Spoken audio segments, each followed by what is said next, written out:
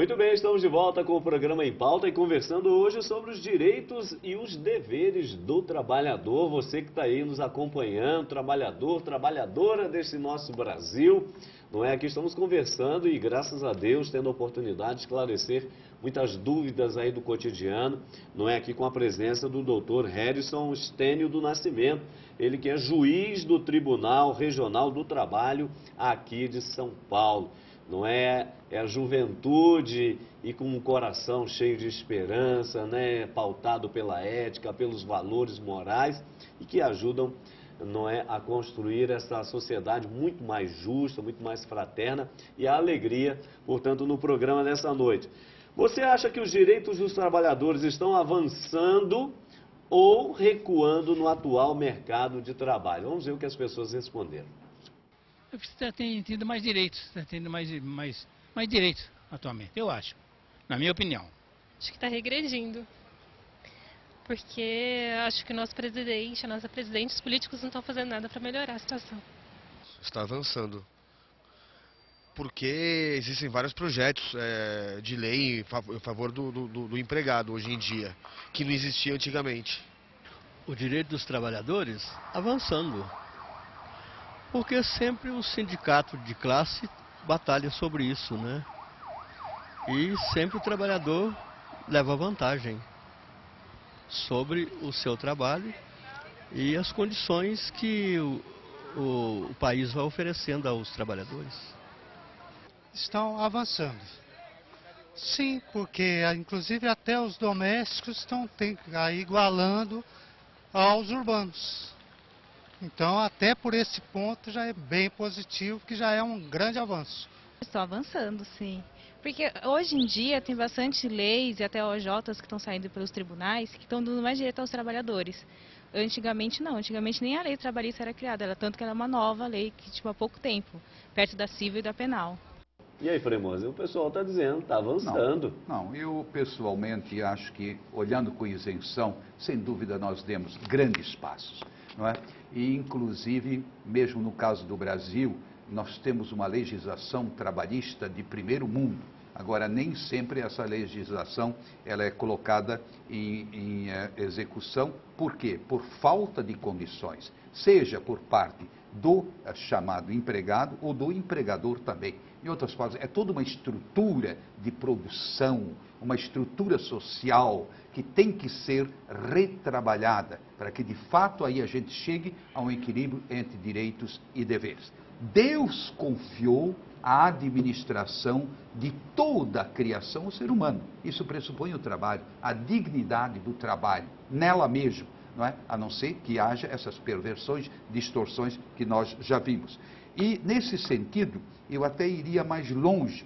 Talvez iríamos caminhar com mais audácia nesse campo, na medida em que nós investirmos mais na capacitação para o trabalho. Porque chega muita gente lá, traz o currículo, mas não sabe fazer nada.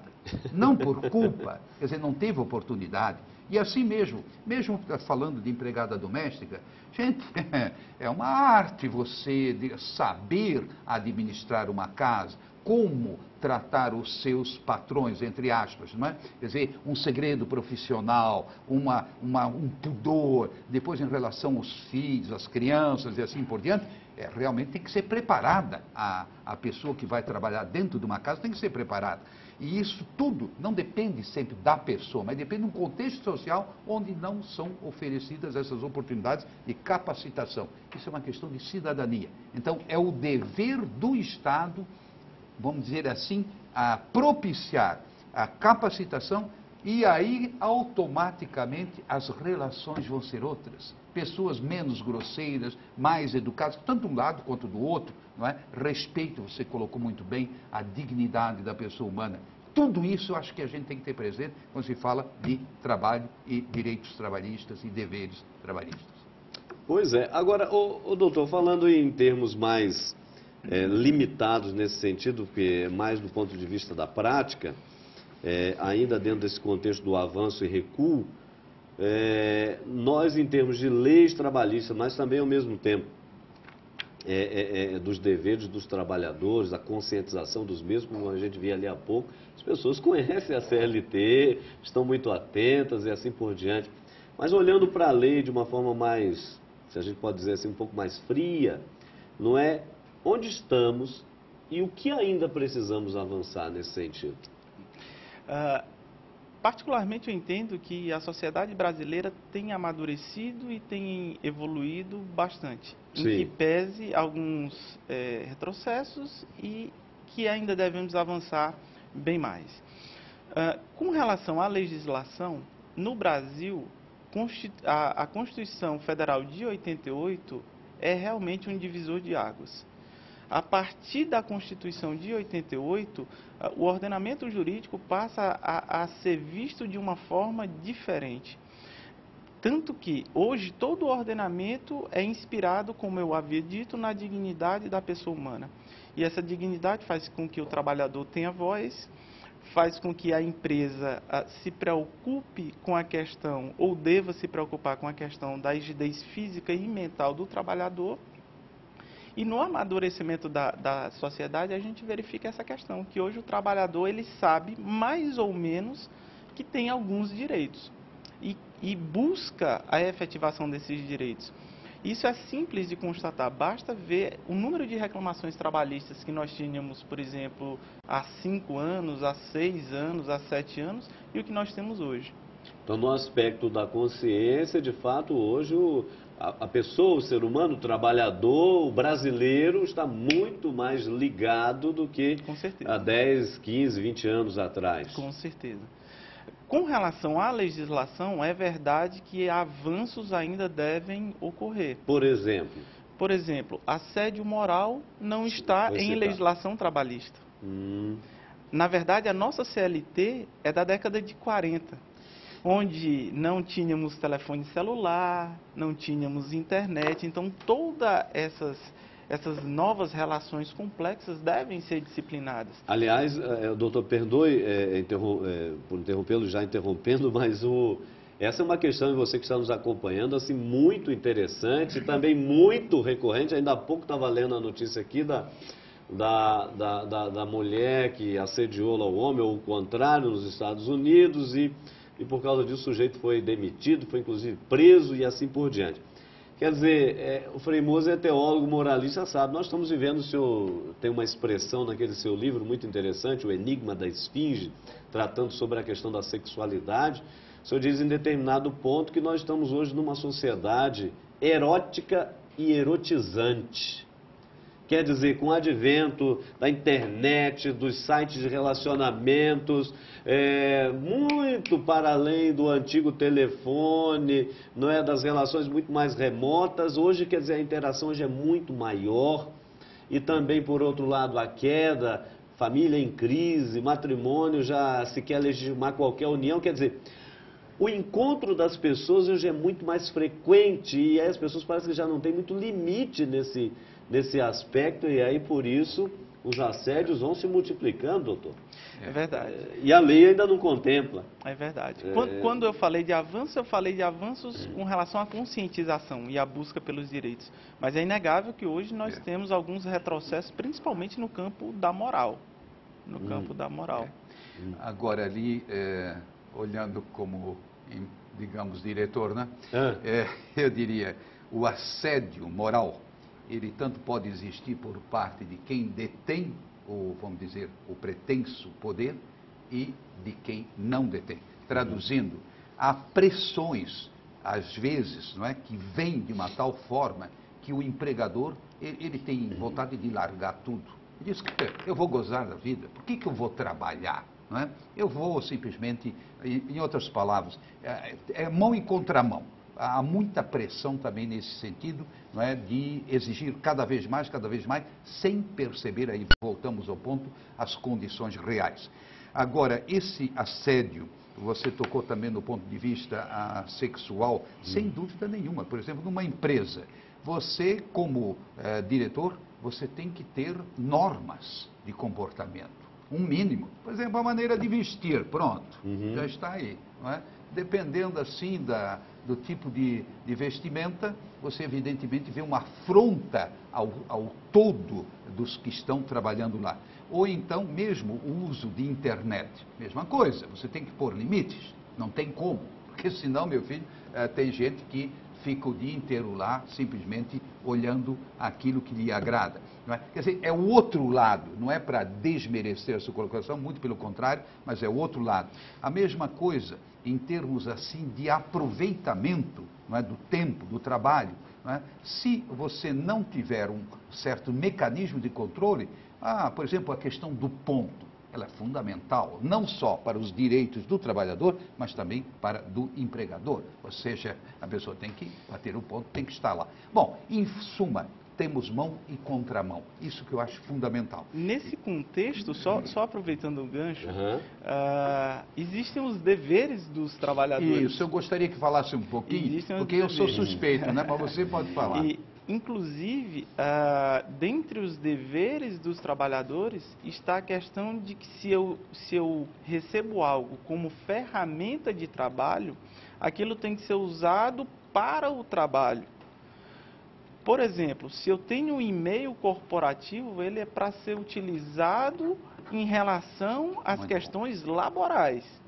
Eu não posso estar utilizando esse e-mail para outros fins. Mesma coisa, telefone. Mesma coisa, telefone, produção, tudo isso. Tá certo. Olha, você está reparando aí que a coisa é um tanto complexa, mas ao mesmo tempo muitos caminhos vão se cruzando e a gente vai chegando aí a alguns denominadores comuns, não é? A partir dos desafios que vão surgir. Então eu quero aqui, ao final do nosso programa, pedir uma palavra ao Frei Antônio Moser, no tocante aí aos direitos e deveres, e ao doutor Harrison Stênio do Nascimento, juiz no Tribunal Regional do Trabalho aqui de São Paulo, para que ele nos dirija, então, por favor, uma palavra final, especialmente a você que é trabalhador, trabalhadora, talvez vivendo alguma dificuldade, onde as pessoas podem, portanto, doutor, de forma mais comum, recorrer, mas ao mesmo tempo também não é dar a elas uma palavra de incentivo, de esperança, é a nossa finalidade também. Com relação ao local onde recorrer, cabe esclarecer de logo uma questão. O trabalhador ele não precisa recorrer necessariamente a um advogado. É bom que o faça, mas se não fizer, ele tem o direito de ir, e o judiciário hoje tem uma estrutura de sorte que um servidor verificará a questão dele e formalizará a reclamação trabalhista. Tá? E onde ir? Em que local? Em regra, no local da prestação de serviços. Ou seja, moro em São Paulo, por exemplo, e trabalho em Barueri, eu devo procurar o Fórum de Barueri para ajuizar a reclamação trabalhista e não o Fórum de São Paulo. Tá? E as considerações finais seriam no sentido de que a Justiça do Trabalho está aberta para resolver as questões e buscando cada vez mais efetivar os direitos, né? Sempre de forma imparcial, seja para o trabalhador, seja para o empregador, mas sim materializar o ordenamento jurídico. A pergunta, doutor, no final do programa, ela não cai assim muito bem, mas um grande reclame das pessoas é que a justiça é sempre morosa. Hoje está mais adiantada, inclusive com o advento da internet e assim por diante. Os casos se resolvem com um pouco mais de agilidade. Hoje está mais célere, é verdade. E nesse ponto, apesar de ser juiz do trabalho, não é por isso o meu comentário, o judiciário trabalhista é o mais célere, ou um dos mais céleres. Agora, o problema da morosidade, inegavelmente, passa pela questão do número de conflitos que nós temos. Pois é. Que, por exemplo, aqui em São Paulo é totalmente desproporcional ao número de juízes. Frei Moser, um minuto, diga aí, por favor. Um minuto olhando do outro lado da mesa. Eu estou do outro lado da mesa, hein? Não, muito boas colocações, por favor. Eu acho que nós vivemos um momento histórico, assim, muito importante também para o mundo do trabalho, para repensar o todo, eu diria, os mecanismos de trabalho. Agora, eu daria como, digamos assim, aos nossos telespectadores que têm uma profissão, que são empregados, no termo usual da palavra, né? Por favor, não recorram logo ao Ministério do Trabalho. Eles já têm tanto para fazer, os juízes estão sobrecarregados. Procure o diálogo antes de entrar com o processo. Às vezes são processos... Não, pelo amor de Deus. Às vezes são processos que são aberrantes. Por exemplo, vou dar um exemplo que aconteceu dentro, né, do nosso contexto, que é exatamente isso. Alguém que uma vez por mês lá atendia um telefonema, não é, entrou com um processo que foi lesada, não é, na sua audição, porque atendia o telefone. O juiz olhou, etc. Por sorte, era um juiz muito bem colocado, e disse: "Escuta, isso aqui é ridículo." Disse para o advogado: "Nunca mais me apareça com uma ação dessa." Traduzindo, tem que também, eu diria, sopesar bem, não sobrecarregar a justiça, vamos ajudá-los, o fardo tão pesado, né? Ou seja, na medida do possível, resolver como em família. Como em família, assim também na empresa, tentar o diálogo. Não virar também essa mania, né? Qualquer coisinha. Aí você chegou onde eu queria chegar. Não é que há também um pouco de insistência, eu diria, qualquer coisinha, já vou recorrer ao Ministério. Tá bom, então você fica na rua, fica fora do emprego. Tá certo. Portanto, aí, meu amigo, minha amiga, bom senso. Ponderação e bom senso. Não é ponderação. E caldo de galinha não fazem mal para ninguém, né? Então, um grande abraço, obrigado pelo seu carinho, pela sua companhia. A gente se encontra na próxima sexta, se Deus quiser. Um ótimo final de semana a todos.